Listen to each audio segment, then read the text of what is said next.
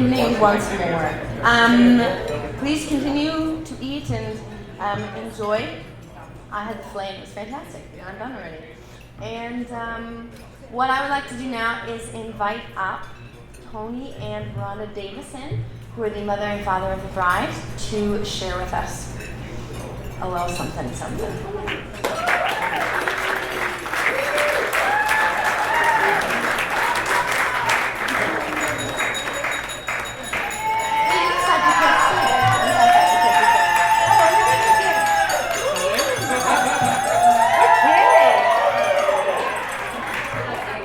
Would you like to hold it? Or would you like to put it in the thing? Oh, sure. It's a little low.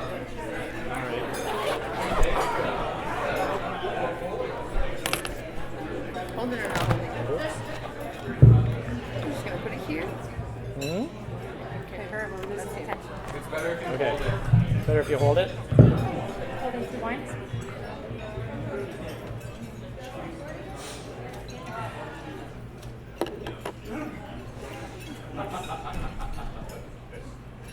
Marriage. Marriage is what brings us together. Marriage, that what's an arrangement, that dream within a dream. Sorry, I was dying to do that. If you don't get it, just make note to self, watch Princess Bride, the movie. For those who don't know me, I'm Tony, aka Father of the Bride. I'd like to also introduce my wife, Rhonda, aka Mother of the Bride.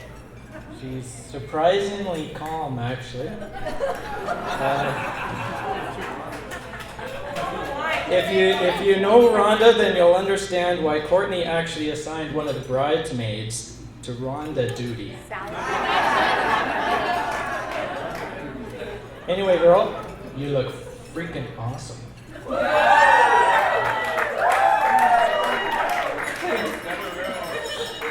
Okay, focus, Tony, it's not your wedding. Actually, in less than 2 weeks, we celebrate our 27th wedding anniversary.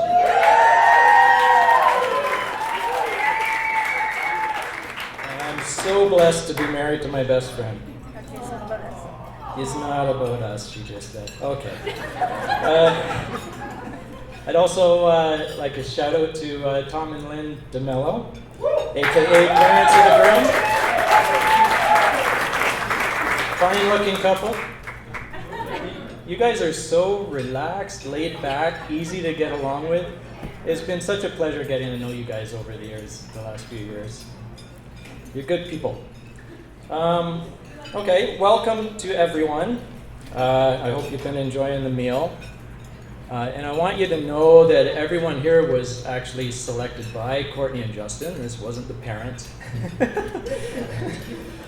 So it was a tough process for them with the limit with the size of the venue. So you guys all made the short list. So that means you're all very special in Courtney and Justin's lives, and it's a pleasure to have you all here. It's one thing actually to be invited, but it's another thing to actually accept. And I've heard lots of stories about people changing their personal plans, vacation or whatever, to be here. So thank you for coming to help celebrate Courtney and Justin with us.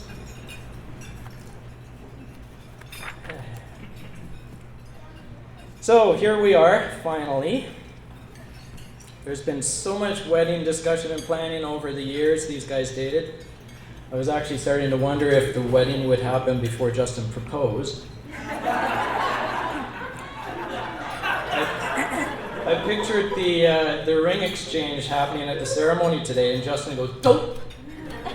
I got you this other ring too." So, sorry, Justin, I'm just kidding. These guys are obviously still young, and they waited till school was done, which was smart. It was wise. Justin did eventually propose, and we've actually never seen him more nervous than that night. And maybe a close second is when he very gingerly allowed Rhonda to hold his brand new sword. But that proposal night, he was turning purple and green, which maybe inspired today's color scheme. Or it might have been Barney the dinosaur, I don't know. Actually, where are the McLeans? McLeans are probably looking up here and wondering why they keep getting a hankering for Thrills gum. Anyway, just a quick disclaimer. This is my first time doing this parental wedding speech thing. So bear with me. I wasn't completely sure what to do, so I did what everybody does. I Googled it. So let's see, intro, check, welcome, check. Jokes about color scheme. Dang, that was the other list. Okay, bride. I'm supposed to say a few words about the bride next. So, Courtney, Punky, Schnorgis. What can be said about someone who is absolutely perfect in every way? Courtney, I think you spelled perfect wrong.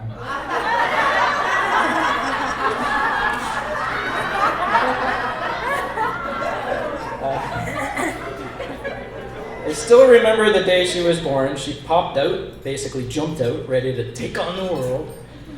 And we often joke that the doctor must have wished he didn't leave his ball glove at home.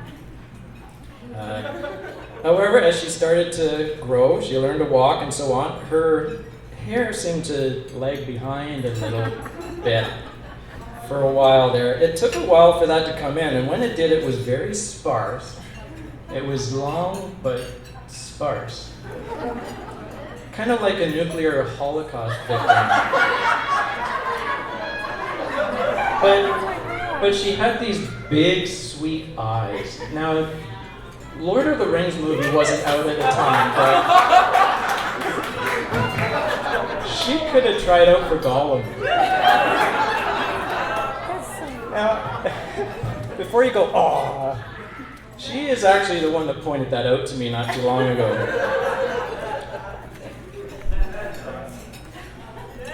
So she did eventually become a very cute kid, as you can see from at least one of the pictures out there. But now look at her today. What a beautiful woman she's become. Both inside and out. Dang, Tony, get through this. Okay. Justin, take note of what you're getting, buddy. Rhonda and I worked very hard to manufacture a high-quality product.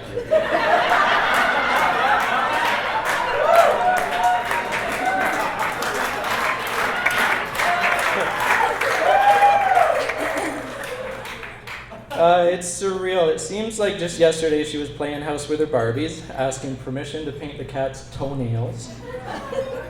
And it made me wonder what else she did to those poor cats without asking permission. But now her interests are different. There's Justin, there's shoes and boots, there's her family and friends, there's Kirsten Bell and Dax Shepard, there's Jimmy Fallon, and the rest of the list is mainly more shoes and boots with the odd jacket thrown in. But you were still first on the list there, Justin. I don't know if you noticed that. I know you've been wondering with every new pair of boots that comes in. All kidding aside, Rhonda and I are so proud of the woman she's become. So proud of the woman she's become. She has a good head on her shoulders and a great heart. She's kind, she's fun, she's generous, and she's intelligent. Okay. She's a very hard worker, especially that summer that she took 3 online university courses while working full-time shift work on the shop floor at Toyota, and I think she even took the odd shift at Gatortail through that. So it still blows my mind how she was able to pull all that off, but she has earned everything she's achieved in life, and she can be very proud of that. She's also a tough cookie, so take note, Justin. Okay? She's got biceps. I remember needing help moving a pool table out of our living room. I know, apparently we needed the space for couches and a coffee table or something silly like that, but anyway, Michael was having a hard time getting a good grip on it. So Courtney decided to try to take over, and she just about threw the thing over my head. So we started calling her Tank after that. that she lights up any room she's in, and she gets that from her mother.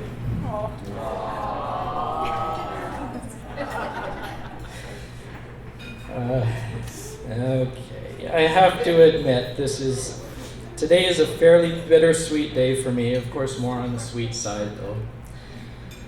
I was there to cut the cord when she was born, and on her 13th birthday we had a little ceremony then, and I talked about symbolically cutting the cord at another level, and that was to declare her a woman. But today really takes the cake. It's like the final cord cutting stage to declare her independence. So like I said, bittersweet. It's awesome that my little girl is all grown up, but it sucks that my little girl is all grown up. It's awesome that I get my closet back. It's been full of all these dresses. But it sucks that Courtney's closet is now empty. It sucks that I'll miss our Saturday. Come on, Tony. It sucks that I'll miss our Saturday brunches and long chats about whatever comes up. It sucks that I won't be coming home from work, finding her camped out by the fireplace, doing homework, petting the cats, watching How I Met Your Mother. It sucks that I'm no longer the main man in her life. But it's so awesome that she has fallen in love with a good man who makes her very happy. And that brings me to Justin. Justin, J-Man, Justy Poops.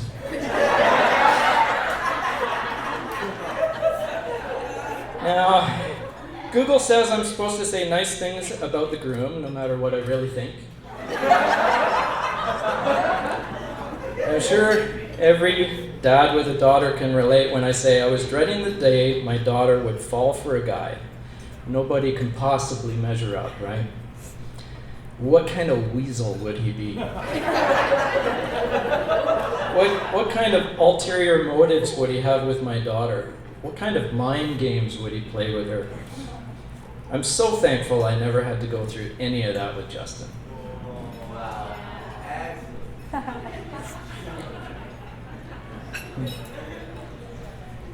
It didn't take long at all for myself and the whole family to fall in love with this guy.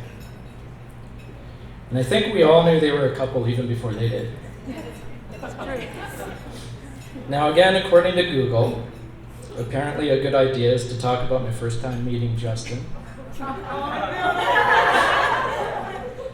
Most of the room has probably heard Rhonda tell this story more than once. She's told it so many times, I think we have the DVD for sale out back. But I don't think anyone's heard me tell it before, so I'll give it a shot. And Rhonda has promised not to butt in. Okay, so Courtney had invited him over for dinner, and she was like, I don't know if this guy really likes me. Well, Justin shows up at the door, exactly on time. I even joked about his last name must be Time, just in time.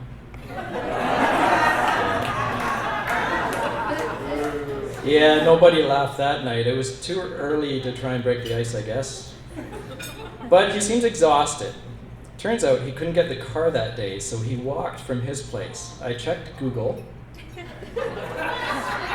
and it's over 8 kilometers. Google estimates it should take 1 hour and 40 minutes walking. So yeah, Courtney, I guess he wasn't that crazy about you. We later found out that he had actually arrived quite a bit early because he ran part of it. So he killed time at the local playground because he wanted to arrive just in time. So there he is, huffing and puffing after all that. And guess what activity Rhonda has planned for us? Let's go for a walk in the woods. But Justin's a great sport, so he musters up enough breath to enthusiastically agree. So we drive to the place where we will walk through the woods. Now this particular path is quite laid out, easy to follow, and it forms a large circle right back to the parking area where we left the car. So we figured we should give them some alone time. I think that was Rhonda's idea. And we suggest that we each go a separate direction on the path. That way, we should meet again on the other side of the circle, right? Trick question. We end up walking the full circle back to the parking area, and absolutely no sign of Courtney and Justin. So either they were both directionally challenged, or this was carefully pre-planned. I don't think we'll ever know for sure. But we finally connect by cell phone, and we ask where they are, and Courtney's response, "We're by some rocks and some trees." Which describes probably about 10 square miles around that area, because we're in a forest. So Nate pipes up, "Oh, I know where that is," and he starts running to get them. Yep, they were definitely lost. They had walked off the main path to a less clear one, which basically took them in a straight line. Now, I had to Google this too. How long would it take for someone to walk around the Earth? Because that's how long it would have taken them to find where we parked, the direction they were going.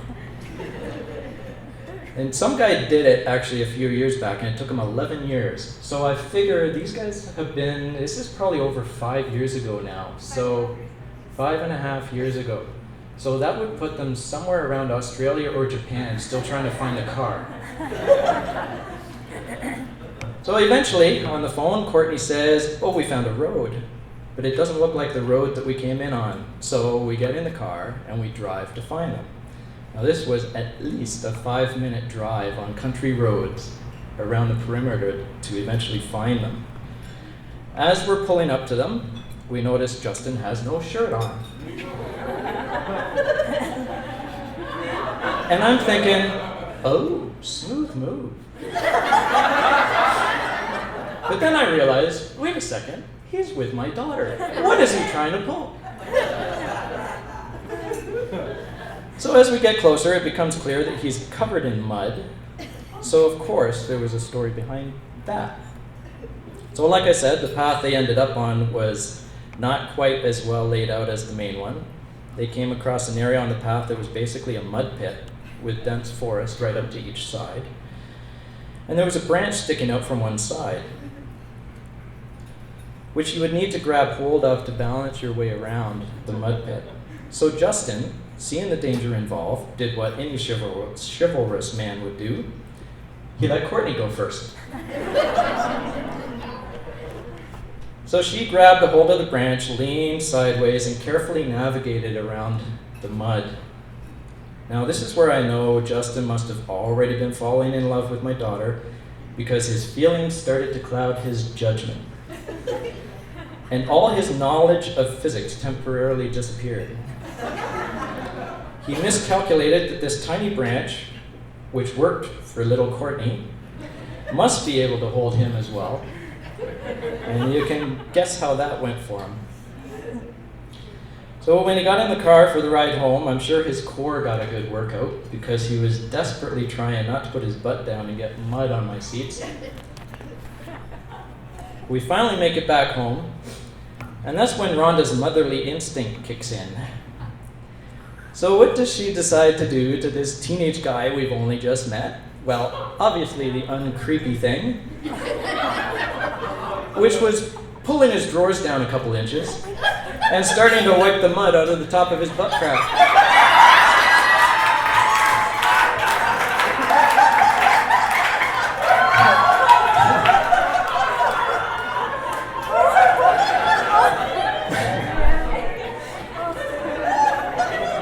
Luckily, he had an extra shirt with him that was left at our place, which was actually Aaron's shirt, from what I understand. He had originally wore it over his other shirt, but he had to take it off on the walk to our place because he was getting too hot and sweaty. But he had to take his socks off at this point because they were drenched in mud. And at that point, Nate invited him out back to play some basketball. And Justin, again a great sport, he agreed. Before long, Nate comes running in, quite excited actually, and laughing his guts out. We figure something awesome must have happened, like some major trick shot or something out back, but nope. Now here's where you need to understand. Our backyard is mostly concrete, and this was spring, just after the thaw. We have some neighborhood cats who think our backyard is a giant litter box in the winter, and that evidence becomes quite clear when the snow melts. Justin found that evidence with the bottom of his feet, which were now bare. Nate's yelling, "Justin stepped in cat poop with his bare feet and it's still squishy." I tell you, that was the last straw. It really broke the ice for the first time meeting the poor guy. If none of that other stuff broke the ice already, this really did. Anyway, I love that these guys regularly hang out with us. And so we've been able to really get to know Justin. So I've learned some of his interests. Number one would be Courtney, of course. But several things are a close second, like burgers, lasagna, video games.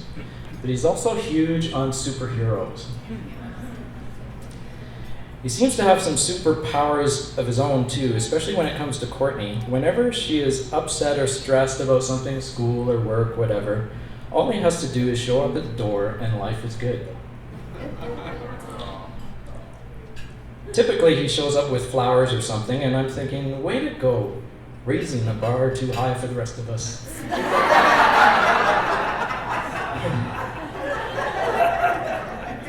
No, I'm thinking, wow, this guy has a real positive effect on Courtney and knows how to treat her well. And that's what I want, that's what I pray for my daughter.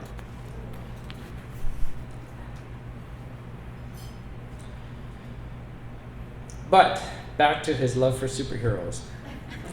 Everyone, and I mean everyone, knows his favorite superhero is Captain America. Wow. It's Captain America. But why Captain America? What stands out about him that Justin would relate to compared to all the other superheroes?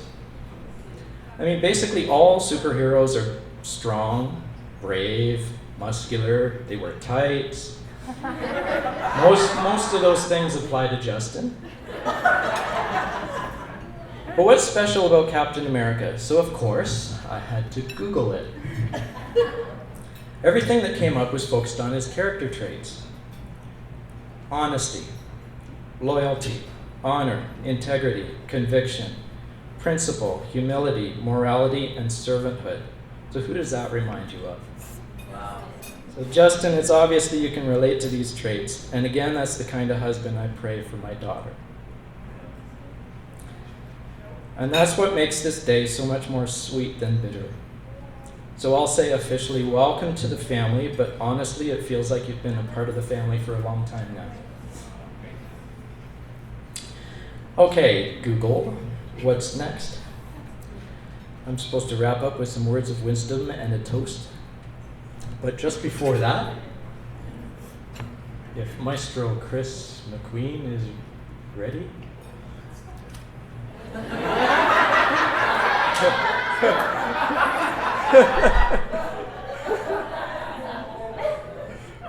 Did you forget?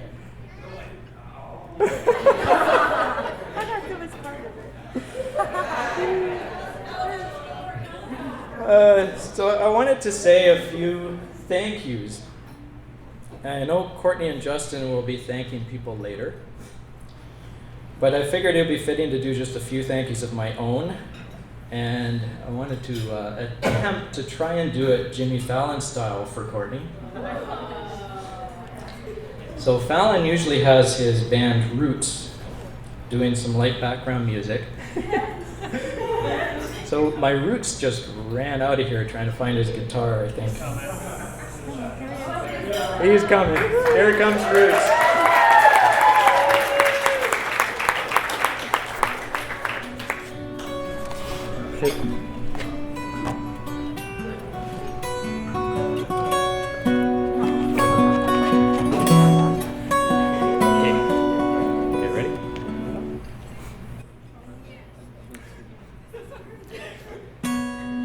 Thank you, Sally Ellis, for being on Rhonda duty. And thank you, Courtney, for putting Sally on Rhonda duty. And thank you everyone who still doesn't understand what Rhonda duty is. That must mean Sally's doing a good job.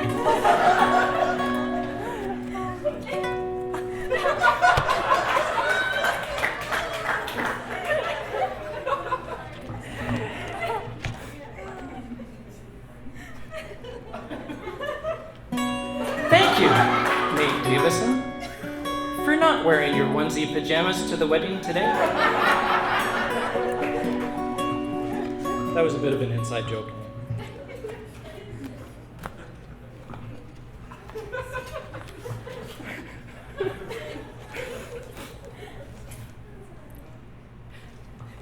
Thank you, Justin, for stepping on cat poop and therefore breaking the ice. Or should I say, breaking the mice? You have to get inside my head on that one. You have to think about what would be inside an outdoor cat poop.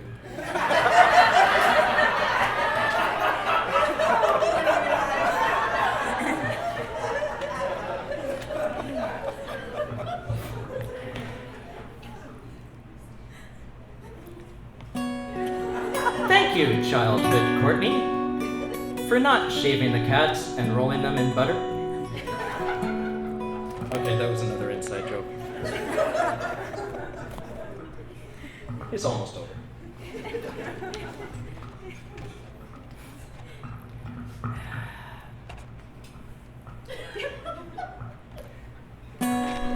Thank you, George, Bob, Nate, Michael, and mostly Jeff, for losing the hockey pool this year by over 100 points.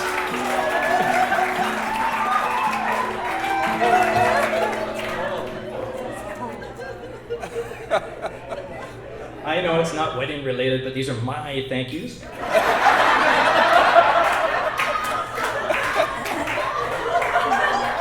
And the only prize was bragging rights, so I gotta cash in when I can.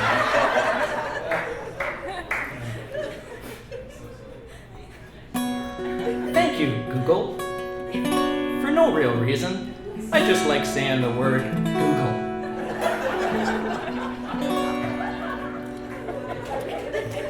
Although Google has been a very good friend through all this.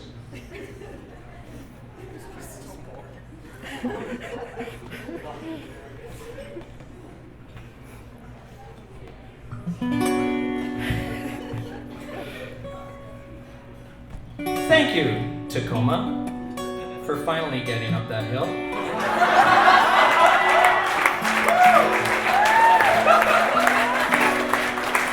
Although, I guess it's okay, because it's not my wedding, so it doesn't matter that I had trouble getting it up.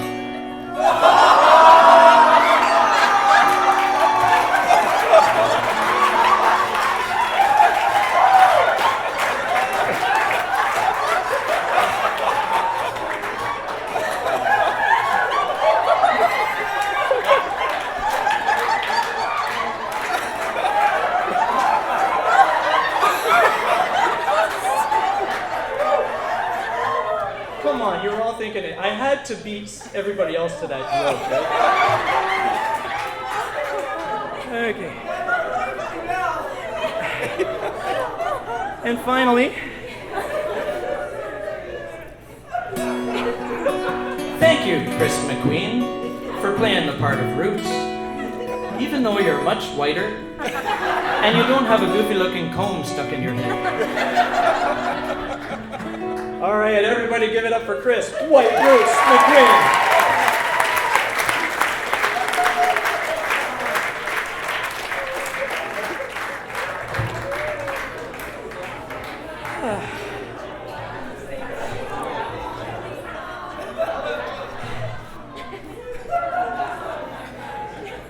Okay, back to those words of wisdom. Some of you may have heard this before, but they say there are three main parts to a wedding ceremony. First, there's the aisle, which I had the pleasure of walking Courtney down. Second, there's the altar, where the couple is declared husband and wife before God. And third, there's usually some kind of worship song or hymn to celebrate the new union. So with everything going on today, Courtney needed to keep focused on those 3 key things. So Justin, that's why you may have heard her muttering, "I'll alter him. I'll alter him."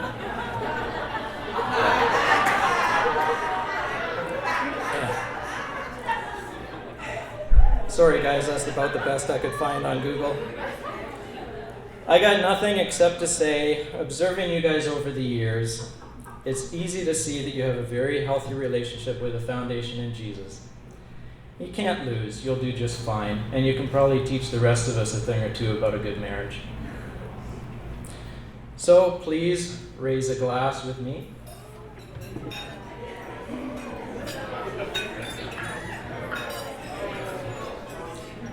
That one true love will follow you forever. To my new son-in-law, and to happily ever after for the new Mr. and Mrs. Melo.